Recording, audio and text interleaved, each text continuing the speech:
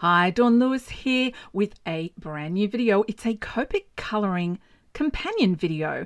It goes with my You're a Scream card that I've made for the Kindred Stamps video design team, and I thought I would pull the Copic colouring and make it into a separate video so that you can see how it's all coloured. This is for the fans of the Copic colouring in a little bit slower motion than I would normally do, putting it into the middle of a video. So if you missed the video, I will try and put an eye up in the corner, or you can check in the description box below. If you're already on my blog, then you should be able to see both videos in the one location. So I'm starting with this canister collection. I did a lot of masking. I think I ended up using about 5 sticky note masks to create this stack, and you can see how I did that masking and stacking in the other video. And this is going to be our little hidey hole for our little girl monster on the sliding card. All of the colors I'm using are listed over on the left hand side, and here's my take on Copic colouring. This is pretty much the method I always use, and I have a few tips for you. The first thing I do is I like to start with my paler colour. I find that when I start with a dark colour and it just goes down onto straight cardstock, it kind of grabs and it's harder to blend out. When it's harder to blend out, I use a lot more ink, and you know, I'm all for conserving ink because this, you know, the ink refills are a little pricey, so I do it this way.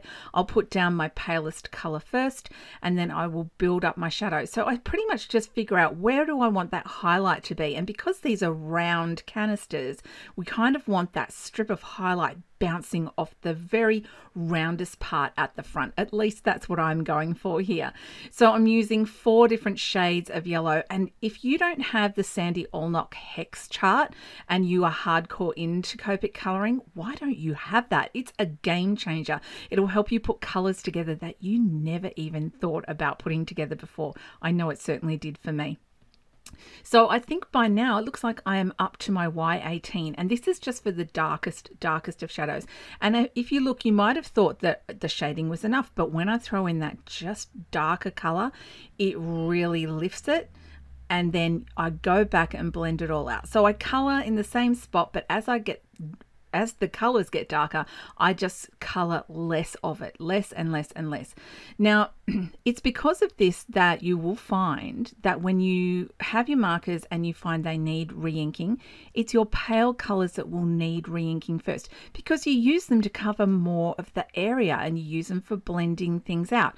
So when your Copic markers need re-inking, don't ignore it. Once you get that white patch on your brush tip, get a re-inker. Either go find a re-inking service where they'll do a refill for you, or go order or buy a Copic refill. Now, if you have a mixture of chow and sketch markers, did you know that the ink in one re-inker, it will re-ink whatever type of marker? And let's say a 0 colorless blender, it's the same in a wide, in a regular, in a sketch, in a chow. It's the same ink inside each one. Just because the body of it is different doesn't mean that the ink inside is different. There's some Copic trivia for you. Maybe it's not trivia, maybe you already knew that. So you will need to re-ink them, and they're designed to be re-inked, and you can refill it so many times from one re-inker. Oh look, we are moving on to our little Cyclops monster here. Again, all the colors I'm using are over on the left. I started with a very pale blue for his eye, and I'm moving on to some yellow greens. Now these are going to give us those limey kind of greens, and because I figure if someone's got an eye this big, they've got a mega eyelid as well. So I'm going to use the darker colors to create the look of an eyelid up the top. And you know, maybe I think I put an extra eyelid down the bottom. So I'm going up, I'll color all over with the palest color, and then I'll go where I want shadows with the next color, and then a little bit less of the next color, and then a little bit less of the next color. Now, if you're new to Copics and you don't have 4 colors to blend with, don't panic. It's all good. I do have a video series that shows you how you can blend when you are building your Copic collection on a budget, even if you only have one color. I can show you how to get, it's subtle, but how to get shadow and highlight so that you're happy with what you color, because that's the whole point with Copic markers, is to get that shadow and highlight. So I will link below, and if I can figure it out, I'll put an eye up in the top corner and link to that playlist so that you can watch them. They're really short videos, they're quite quick, and you can see 7 different color blending methods, especially when you're starting on a budget. Moving up to his little horns, using warm grays and a 100 for the mouth. And let's move over to the big monster. Oh my goodness, this one is big, but so fun to color. So I'm using warm grays on the horns, and I'm deliberately going to leave all those little lines in there to give, you know, a bit of texture to look at these horns. So I haven't gone and blended it all out. I'm going to use some blue greens to give a turquoise look to our monster all over. I think you can see what I'm doing here. Don't forget the little tail. Now what I've done with the tail is I considered the horns, the toenails, the teeth, and the spikes on the tail to all be kind of bone. So they're all going to be in the warm grey. So you see I'll come back with those warm greys. Now the trick is trying to figure out, you know, is this a slimy monster? Is it a scaly monster? Is it a textured monster? I went for hairy monster.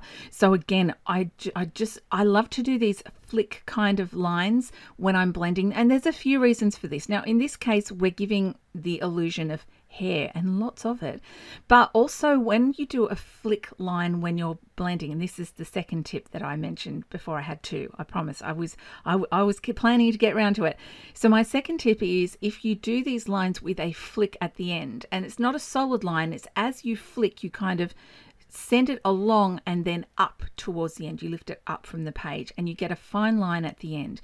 Now the benefit of this is when you want to come back and blend, you're not trying to blend a hard line.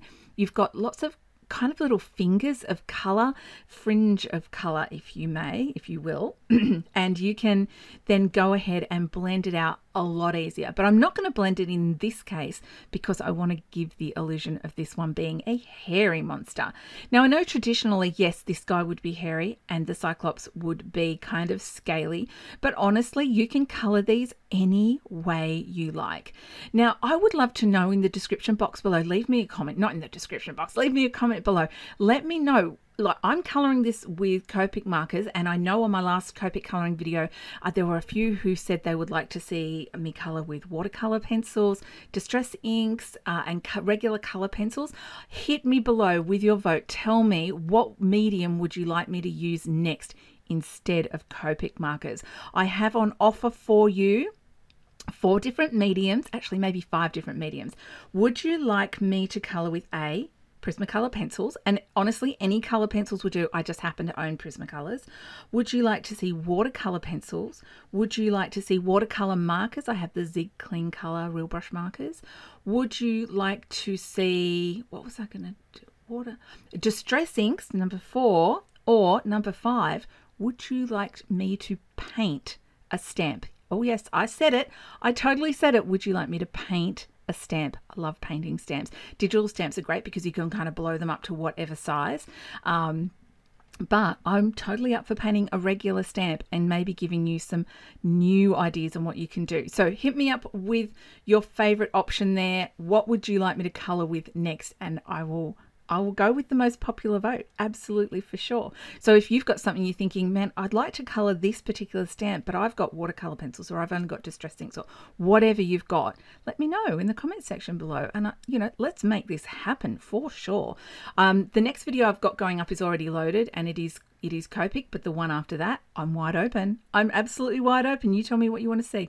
All right, we're moving on to our third character, this gorgeous little girl monster. Oh, now this isn't my favorite skin color combo, but you know, she's such a cutie and she's so pale. I wanted to go for more of the English peachy kind of complexion than the one I usually use, hence why I went for the E0s. I'm using a different collection of the E20s for her hair because it is quite dark.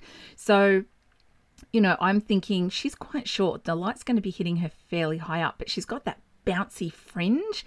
So I've put the highlight band kind of right across the center of that fringe. It is a good idea to try and curve it if you can. And see, you might have thought 4 markers was too many, but that E29, look at the depth it gives it. You can also flick some lines into that highlight section so it's not just like a band of pale color. Again, with the warm grays, I'm going to do the mop top. I'm going to do her flippers using the warm grays. You could go in and put more. I just use W1, 2 and 3, but you could go through and use more. You can make it darker. You can make it any color you like. And you know, of course, that, well, I could have gone in and put suckers on those flippers, but I thought I'd keep it a little bit simple because she's kind of small to color. And if you caught my Save the Crafty YouTuber hop video, these little characters are really well sized for a mini card like that. Alrighty, we're moving along quickly. And I'm going to do her outfit in violet. Now, normally I would have done the beginning layer, the first layer in VO1, but mine has all dried up. And I'm trying to figure out why it's dried up, and it looks like there's a tiny crack in the lid. If you find there's a fault with your Copic markers, you can get in touch with your retailer. They can get in touch with the distributor. I'm a Copic stockist, so I just get in touch with the guys who supply me, and they are so amazing about fixing any problems you have with your markers. So if you have a marker and it dries out and you put in a new nib and it dries out and you can't figure out why, get in touch with them, and they will be really happy to help you. They're very, very helpful. So there we go. That is all the Copic colouring. This is the slider card that I made. I will link to that in the description box below. Isn't she cute? She slides in and she hides behind the thing. And this is a no dye slider. Oh yes.